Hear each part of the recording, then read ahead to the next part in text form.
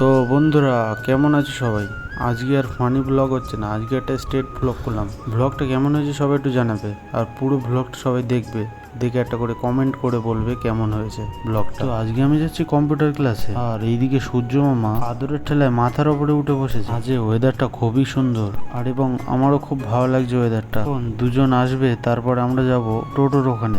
এমনি আমার সাথে যাচ্ছে। রাস্তা দিয়ে যেতে যেতে এই প্রাইমারি স্কুলটা দেখে কিছু স্মৃতি মনে পড়ে গেল। ছোটবেলায় কত আনন্দ মজাই না করেছি স্কুলে। ছোটবেলাকার সেসব বন্ধুদের কথাগুলো এখন মনে পড়ে গেল। আমার ক্লাসের দুটো পার্টনার চলে আসলো। টোটো দাঁড়িয়ে আছে, এবার টোটোয় গিয়ে একটু বসবো, কতক্ষণে ছাড়ে দেখা যাক।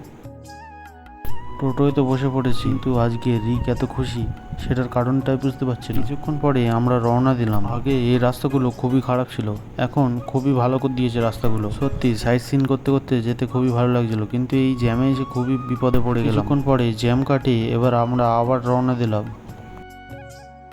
সবই ঠিক আছে, কিন্তু রিকের আজকে খুশিটা আমার কৌতূহলবশত মনের মধ্যে গেঁথে গেল। কি কারণে আজকে এত খুশি।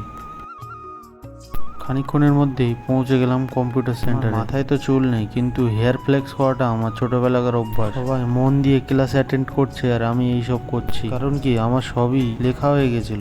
নেক্সট ব্লগটা কোন কন্টেন্টের উপরে বানাবো সবাই একটু কমেন্ট করে জানাবে, আমি নিজেই কনফিউজ হয়ে যাচ্ছি। কম্পিউটার ক্লাস শেষ হয়ে গেছিল, আমরা একটু কম্পিউটার নিয়ে দেখছিলাম কে কত ভালোই করেছে। একটু পেট পুজো করার পর রওনা দিলাম বাড়ির উদ্দেশ্যে। সবাই একটা কথা জেনে রাখবে, বন্ধুত্ব হলো অলরাউন্ডার জিনিস। এর মধ্যে হাসি ঠাট্টা, পিছনে লাগা ইয়ারকি মারা, ফাজলামি মারা সবই চলবে। আর এইগুলো যদি না থাকে তাহলে ওটা কিসের বন্ধুত্ব? আর সব ছেলেদের গ্যাংয়ের মধ্যেই এরম রিকের মতন একটা পিছন পাকা ছেলে থাকবেই।